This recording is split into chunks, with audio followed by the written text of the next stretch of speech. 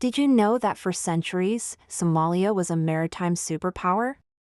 I know, it sounds surprising today, but stick with me. We're about to dive deep into a forgotten history, a time when Somali sailors weren't just navigators, they were masters of the Indian Ocean, connecting Africa to Asia long before European ships dominated the seas. Forget what you see on the news. This is the real story of Somalia's incredible maritime legacy. Let's rewind the clock a few thousand years. We're in ancient Egypt, and the pharaohs are desperate for precious goods like frankincense and myrrh. Where did they get them? From a legendary place they called the Land of Punt. And where was Punt? Most historians agree it was right here, in the Horn of Africa, modern-day Somalia. The people of Punt weren't just sitting around waiting for the Egyptians to show up. They were skilled sailors themselves, building sturdy ships called beatons and trading up and down the Red Sea. They were the original international traders of this region. As we move into the classical era, the Romans and Greeks are getting in on the action. A famous sailor's guide from the 1st century AD, the Periplus of the Erythraean Sea, describes a chain of bustling port cities along the Somali coast. Places like Opone, which is likely today's Hafin, were major hubs. These weren't just little fishing villages, they were sophisticated commercial centers. Somali merchants were trading everything from spices and silks from the Far East to ivory and gold from the African interior. They were the middlemen, the connectors of worlds, linking the Roman Empire with India and beyond. Now, let's jump forward to the Middle Ages. This is where things get really interesting. The rise of Islam supercharged trade across the Indian Ocean, and Somali city-states were at the heart of it all. Cities like Mogadishu, Merka, and Barawa became incredibly wealthy and powerful. Think of them as the Dubais or Singapores of their time. He described a massive city with wealthy merchants, luxurious fabrics, and incredible hospitality. He even said the Sultan of Mogadishu was so powerful that his influence was felt across the entire region. These weren't just passive ports. Somali sailors and merchants were actively sailing across the vast Indian Ocean. They developed advanced navigation techniques, using the stars and the seasonal monsoon winds to guide them. Their ships, the beatons, were marvels of engineering. Sewn together with coir rope instead of nails, they were flexible and durable, perfectly designed for long-distance voyages. These ships carried Somali goods all the way to India, Persia, and even China. In fact, in the 15th century, the famous Chinese Admiral Zhenghe's fleet visited the Somali coast, exchanging gifts with the local sultans. It was a meeting of two of the world's great maritime powers. So what were they trading? It was a two-way street.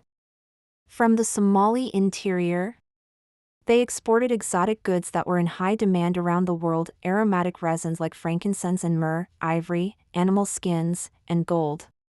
In return, they imported fine textiles from India, beautiful porcelain from China, and spices from Southeast Asia. This global trade made the Somali sultanates incredibly cosmopolitan. You could walk through the markets of Mogadishu and hear dozens of different languages and see people from all over the known world. One of the most powerful of these medieval states was the Ajuran Sultanate. From the 13th to the 17th centuries, they controlled a vast territory and a massive trading network. They were so powerful they even established a naval force to protect their trade routes from pirates and rival powers.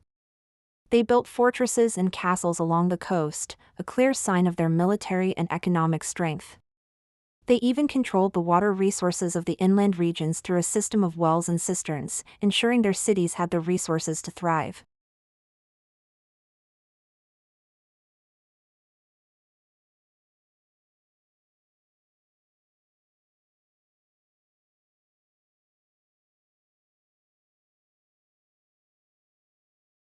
The Portuguese wanted to control the lucrative spice trade for themselves and saw the powerful Somali city-states as rivals.